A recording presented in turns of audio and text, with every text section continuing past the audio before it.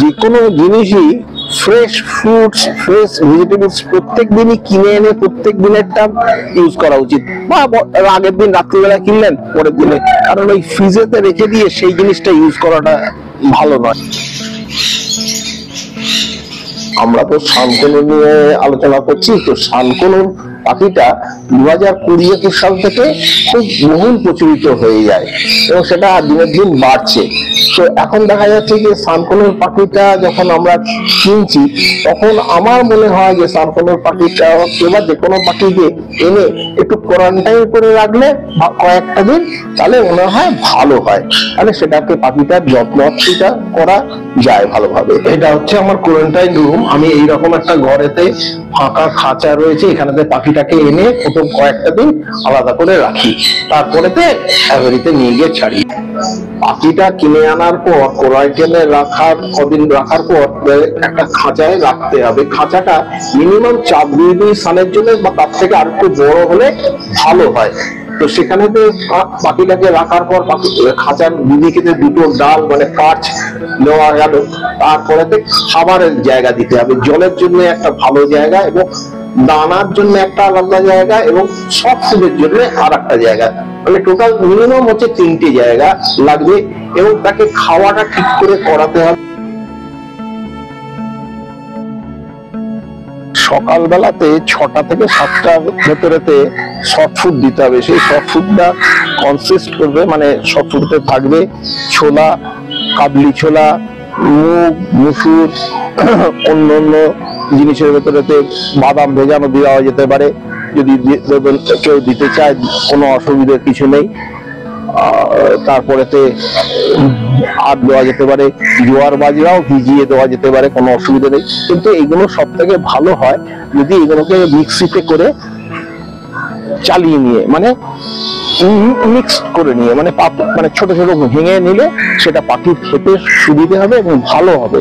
এবং তার সঙ্গে আপনি ভিটামিনস, মিনারেলস যা দিতে চান সেগুলো তার সঙ্গে মিশিয়ে দিয়ে দিলেন, বা সাপ্লিমেন্টেশনেতে যা করতে চাইছেন সেটাতে দিয়ে দিলেন, দিয়ে আপনি পাখিটাকে খেতে দিলেন। পাখি যদি আপনি খেতে দেন, দেখবেন যে 1.5-2 ঘন্টার ভেতরে পুরোটাই দেখবেন মোটামুটি মেজরিটি পার্টটা কনজিউম করে নিয়েছে। বেলা 11টা থেকে 12টার ভেতরে পাখিকে ফল দেওয়া হবে। ফল মানে যে কোনো সিজনাল ফল, সমস্ত রকম ফলই দেওয়া যেতে পারে। মানে নামে বলতে গেলে পেয়ারা, আপেল, নাশপাতি, আখ, বেদানা, শশা। এই সময় গরমকাল পড়ছে, গরমকালেতে শশা একটা ভালো ইলেকট্রোলাইটের কাজ করে, শশা দেবেন। সিজনাল ফল হিসেবে যখন গরমকালেতে যখন আম হবে তখন আম দেবেন। লেবু কিন্তু যখন দেবেন মিষ্টি করে দেবেন, মানে একটু নিজেরাই খেয়ে একটু দেখে নিয়ে যাতে মিষ্টি লেবু হয়, সেই মিষ্টি লেবু দেবেন আপনার। তারপরেতে আর যে সমস্ত ফল একটু হয়তো দামি হয়তো লেগে যাবে নামটায়, যে অ্যাভোকাডো বা ড্রাগন ফল, সে সমস্ত ফলও দেওয়া যায়। সেগুলো সবার মানে অবস্থা অনুযায়ী ব্যবস্থা করে 5 মিশালি ফলটা দেবেন। সেটাই হচ্ছে কথা, যে মানে সবই যে দামি ফল দিতে হবে এর কোনো মানে নেই। ফলটা দিলেই হলো, ফলটা ঘুরিয়ে ফিরিয়ে দেবেন এবং একই ফল নয়। সকালবেলায় যে শর্ট ফুডের কথা বললাম, সেই শর্ট ফুডেতে ভেজিটেবলস দিতে হবে। ভেজিটেবলস মানে সমস্ত রকম ভেজিটেবলস দেওয়া যাবে এবং বিশেষ করে সিজনাল ভেজিটেবলস, মানে সেখানেতে বিট, গাজর, বিনস, বরবটি, ঢেঁড়স, কাঁচকলা, কাঁচা পেঁপে, পাকা পেঁপেও দেওয়া যাবে, যদিও সেটা ফ্রুটসের ভেতরে চলে যাবে। ঝিঙে দেওয়া যেতে পারে, ঝিঙেটাও ভালো। কুমড়ো দেওয়া যাবে, লাউ দেওয়া যাবে। তারপরেতে উচ্ছে খুব ভালো জিনিস, উচ্ছে দেওয়া উচিত, রেগুলার বেসিসেও দেওয়া যেতে পারে উচ্ছে। আর যে কোনো সিজনাল ভেজিটেবল সব সময় দেওয়া যাবে। আর বিশেষ করে আরেকটা জিনিস মনে রাখতে হবে, শাকটা বিশেষ না ইউজ করাটাই ভালো, কারণ শাকের অনেক প্রবলেম অনেক সময় ক্রিয়েট করে। শাকটা না দিলেই ভালো, তবে কিছু কিছু সময় ইউজ করা যেতে পারে। পাখিকে সাপ্লিমেন্টেশন হিসেবে অনেক কিছু দেওয়া যায়, মানে যে কোনো ভিটামিনস, মিনারেলস। সেখানেতে ধরুন ক্যালসিয়াম, সেখানেতে আপনি দিতে পারেন ক্যাডবিসল ডিসি থেকে আরম্ভ করে, ম্যাকালভিট থেকে আরম্ভ করে যে কোনো দামি যে সমস্ত ক্যালসিয়াম আছে সেই সমস্ত দিতে পারেন। ভিটামিনস এর ভেতরেতে আপনি দিতে পারেন মানে জিঙ্কোভিট থেকে আরম্ভ করে অ্যামিপ্লেক্স থেকে আরম্ভ করে আপনার আরো যে সমস্ত দামি ভিটামিনস আছে সব দিতে পারেন, কোনো সিনবায়োটিক দিতে পারেন, এর সঙ্গে দামি সাপ্লিমেন্টেশন হিসেবে ডিনিউট্রিকাল দিতে পারেন, ভিটা ফার্মের যে সমস্ত প্রোডাক্ট আছে সে সমস্ত প্রোডাক্ট দিতে পারেন। আবার আপনি যেরকম পকেট ফ্রেন্ডলি সেই সমস্ত প্রোডাক্টের কথাও বললাম।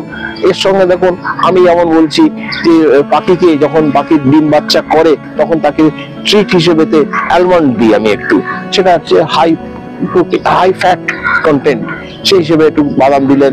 আর আপনি ধরুন দিতে পারেন, আর পাখিকে ডিওয়ার্মের একটা ফ্যাক্টর রয়েছে, সেই ডিওয়ার্ম আপনি অনেক কিছু দিয়ে করা যেতে পারে, স্টার্টিং ফ্রম জেন্টিল থেকে আরম্ভ করে আগেকার দিনে হতো পাইপ্যারাজিনও ইউজ করা যেতে পারে, বা এখন যেটা ওয়ার্ম আউট জেল সেটাও ইউজ করা যেতে পারে। এটা হচ্ছে আপনারা যেভাবে ইউজ করবেন।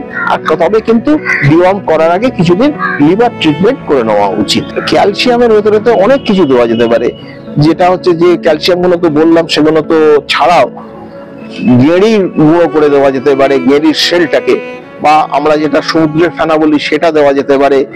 তারপরে ডিমের যে খোলাগুলো সেগুলোকেও পরিষ্কার করে নিয়ে গুঁড়ো করে দেওয়া যেতে পারে। এইগুলো যেমন ন্যাচারাল সোর্সে ইউজ করা যেতে পারে, সেরকম কেমিক্যাল সোর্সের কথা তো আগে বলেইছি, সেগুলো ইউজ করা যেতে পারে।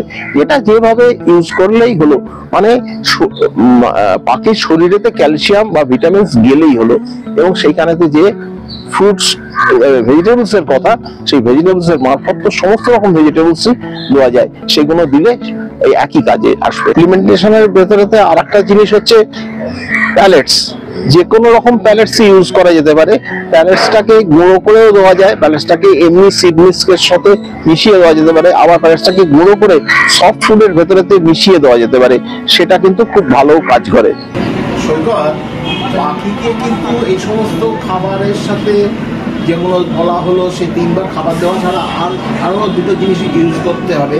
সেটা হচ্ছে পাখির খাঁচাতে গ্রিট আর মিনারেলস, এইগুলো দুটো পাত্র করে দিয়ে রাখতে হবে, তারা তাদের দরকার মতো সেইগুলো খাবে। এবং সমুদ্রের ফেনা সে একটা বড় একটা টুকরো সেটা দিয়ে রাখতে হবে, সেটাও ক্যালসিয়ামের সোর্স হিসেবে কাজ করে। যেমন সেটা আলাদা করে দেওয়া যেতে পারে, সেটা আবার এখানেতে সেইভাবে খাবে। গরমকালেতে প্রোবায়োটিক ইউজ করতে হবে। প্রোবায়োটিক ইউজ করলে পাখির অনেক শরীর ভালো থাকবে। প্রোবায়োটিক, হিউম্যান প্রোবায়োটিক ইউজ করা যেতে পারে, অথবা পাখির জন্য যে সমস্ত প্রোবায়োটিক আছে সেই সমস্ত প্রোবায়োটিক ইউজ করা যেতে পারে। যেমন বিফিল্যাক আছে, হিউম্যান প্রোডাক্টিভিটি, ড্যারোল্যাক আছে, এগুলো ইউজ করা যেতে পারে, বা পাখির যে সমস্ত প্রোডাক্ট আছে সেগুলো ইউজ করা যেতে পারে।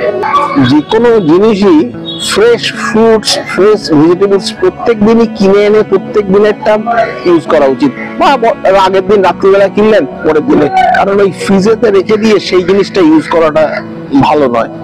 তবে অনেক সময় আমরা খুব করি না, তা না, কোনো কোনো ক্ষেত্রে করতে হয়, কিন্তু সেটা যতটা ফ্রেশ ইউজ করা যেতে পারে ততটা ভালো। চিকেন ফুড সবই দেওয়া যেতে পারে। চিকেনটাকে সেদ্ধ করে সফট ফুডের ভেতরেতে মিক্সার দিয়ে মিশিয়ে দিয়ে দেওয়া যেতে পারে। এগ ফুডটাও তাই। এগ ফুডটা সব থেকে ভালো হয় যদি শুধু এগ ফুড দেওয়া হয়, তাহলে ডিমটাকে জলের ভেতরেতে ঘেঁটে নিয়ে তারপরে সেটাকে জলেতে সেদ্ধ করলে একদম গুঁড়ো গুঁড়ো হয়ে যাবে, তখন মিশিয়ে দিতে খাবারের সব ফুডের সাথে কোনো অসুবিধেই হবে না। এছাড়া দেওয়া যেতে পারে সেটা হচ্ছে ভুট্টা, এমনি কাঁচা ভুট্টা দেওয়া যেতে পারে, বা শুকনো যে ভুট্টা পাওয়া যায় সেই ভুট্টা সেদ্ধ করে জলেতে সেটাও দেওয়া যেতে পারে, এবং ভাঙা ভুট্টা সেটাও সেদ্ধ করে দেওয়া যেতে পারে। আর পাখিকে অয়েল দেওয়া যেতে পারে, যেটা আমার আগের ভিডিওতে সৈকত বলা আছে, সেখান থেকে দেখে নিলেই হবে। চিকেন ফুলের মতো মাছকেও সেদ্ধ করে দেওয়া যেতে পারে, যে কোনো রকম মাছ কাঁটাটা বাদ দিয়ে অল্প করে। কিন্তু মাছটা ইউজ করলে একটা জিনিস, খাঁচাটাকে ভালো করে পরিষ্কার করে দিতে হয় মাছটা ইউজ করার পর। আর একটা জিনিসের খাবার সম্বন্ধে বলাই হয়নি, সেটা হচ্ছে দানাটা হচ্ছে সিড মিক্স সম্বন্ধে অনেক কিছু দানা এর ভেতরেতে আছে, পুরোটাই ভিডিওতে লেখা থাকবে। সবকিছু নিয়ে আলোচনা যেটা বাকি রয়েছে সেটা হচ্ছে ব্রিডিং।